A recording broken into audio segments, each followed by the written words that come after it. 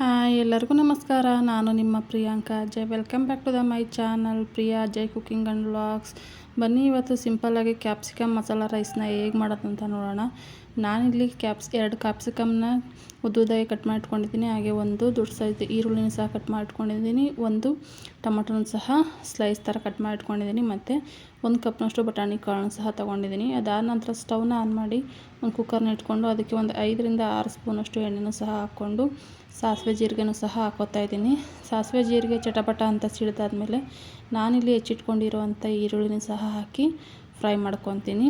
ಈರುಳ್ಳಿ ಫ್ರೈ ಆದ ನಂತರ ನಾನು ಬಟಾಣಿ ಕಾಳನ್ನು ಸಹ ಹಾಕೋತಾ ಇದ್ದೀನಿ. ನಾನು ಒಣ ಬಟಾಣಿನ ತೊಗೊಂಡಿದ್ದೀನಿ. ರಾತ್ರಿ ನೆನೆಸಿ ಬೆಳಗ್ಗೆ ಮಾಡ್ತಾಯಿದ್ದೀನಿ. ನಿಮ್ಮ ಹತ್ರ ಹಸಿ ಬಟಾಣಿ ಇತ್ತು ಅಂದರೆ ಅದನ್ನೇ ಹಾಕ್ಕೊಡಿ.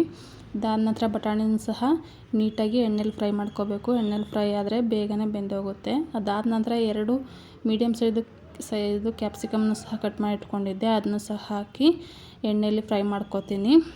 ಇದು ಫ್ರೈ ಆದಮೇಲೆ ನಾನಿಲ್ಲಿ ಮೀಡಿಯಮ್ ಸೈಜು ಒಂದು ಟೊಮಟೊನ ಸಹ ಕಟ್ ಮಾಡಿ ಇಟ್ಕೊಂಡಿದ್ದೆ. ಅದನ್ನು ಸಹ ಹಾಕಿ ಸ್ವಲ್ಪ ಉಪ್ಪನ್ನು ಸಹ ಹಾಕಿ ಸ್ವಲ್ಪ ಅರಶಿನ ಸಹ ಹಾಕ್ತಾಯಿದ್ದೀನಿ. ಉಪ್ಪು ಅರಶಿನ ಹಾಕೋದ್ರಿಂದ ಟೊಮಟೊ ಬೇಗನೆ ಸಾಫ್ಟ್ ಆಗುತ್ತೆ. ಹಾಕಿದ ನಂತರ ನೀಟಾಗಿ ಮಿಕ್ಸ್ ಮಾಡಿ ಒಂದು ಲಿಡ್ನ ಕ್ಲೋಸ್ ಮಾಡಿ ಒಂದು 2 ನಿಮಿಷ ಬಿಟ್ಟರೆ ಸಾಕು, ಟೊಮಟೊ ಬೆಂದೋಗಿರುತ್ತೆ. ಟೊಮಟೊ ಬೆಂದಾದ ನಂತರ ನಾನಿಲ್ಲಿ ಒಂದು ಸತಿ ನೀಟಾಗಿ ಮಿಕ್ಸ್ ಮಾಡ್ಕೊತೀನಿ. ಮಿಕ್ಸ್ ಮಾಡ್ಕೊಂಡಾದ ನಂತರ ನಾನಿಲ್ಲಿ ಅರ್ಧ ಸ್ಪೂನಷ್ಟು ಖಾರ ಪುಡಿನ ತೊಗೊಂಡಿದ್ದೀನಿ.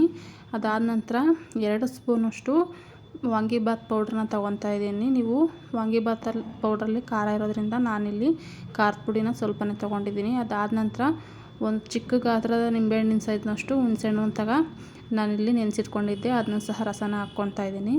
ರಸನ ಹಾಕಿದ ನಂತರ ಒಂದು ಸ್ವಲ್ಪನೇ ಬೆಲ್ಲನೂ ಸಹ ಹಾಕ್ಕೋತಾ ಇದ್ದೀನಿ. ನೀವು ಬೇಕಾದರೆ ಬೆಲ್ಲನ ಹಾಕ್ಕೊಳ್ಳಿ, ಬೇಡ ಅಂದರೆ ಸ್ಕಿಪ್ ಕೂಡ ಮಾಡ್ಕೋಬೋದು. ಬಟ್ ಬೆಲ್ಲ ಹಾಕಿದರೆ ಟೇಸ್ಟು ತುಂಬಾ ಚೆನ್ನಾಗಿರುತ್ತೆ. ಇದಾದ ನಂತರ ನಾನಿಲ್ಲಿ 1 ಲೋಟ ಅಕ್ಕಿ ತೊಗೊಂಡಿರೋದ್ರಿಂದ 2 ಲೋಟ ನೀರನ್ನ ಹಾಕಿ, ಅದಾದ ನಂತರ 1 ಲೋಟ ಅಕ್ಕಿನೂ ಸಹ ತೊಳೆದಿಟ್ಕೊಂಡಿದ್ದೆ. ಅದನ್ನು ಸಹ ಹಾಕಿ ಮಿಕ್ಸ್ ಮಾಡ್ಕೋತೀನಿ.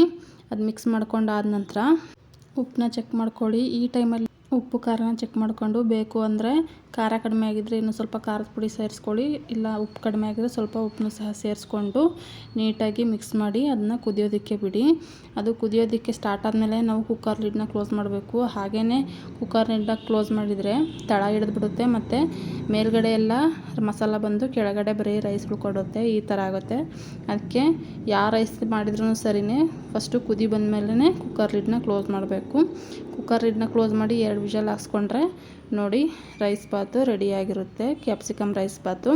ಕೆಲವೊಬ್ಬರಿಗೆ ವಾಂಗಿಬಾತ್ ಮಾಡಬೇಕಾದ್ರೆ ಅದರಲ್ಲಿ ಬದನೆಕಾಯಿನ ಹಾಕೋದು ಇಷ್ಟ ಆಗಲ್ಲ, ಅದು ಸಹ ಇಷ್ಟಪಟ್ಟು ತಿನ್ನೋದಿಲ್ಲ. ಅಂಥವರು ಈ ಥರ ಕ್ಯಾಪ್ಸಿಕಮ್ನ ಯೂಸ್ ಮಾಡಿಕೊಂಡು ವಾಂಗಿಬಾತ್ ಮಸಾಲ ಪುಡಿನೂ ಸಹ ಹಾಕಿ ಈ ಥರ ಕ್ಯಾಪ್ಸಿಕಮ್ ಮಸಾಲ ರೈಸ್ನ ಮಾಡ್ಕೋಬೋದು. ತುಂಬ ಟೇಸ್ಟಿಯಾಗಿರುತ್ತೆ.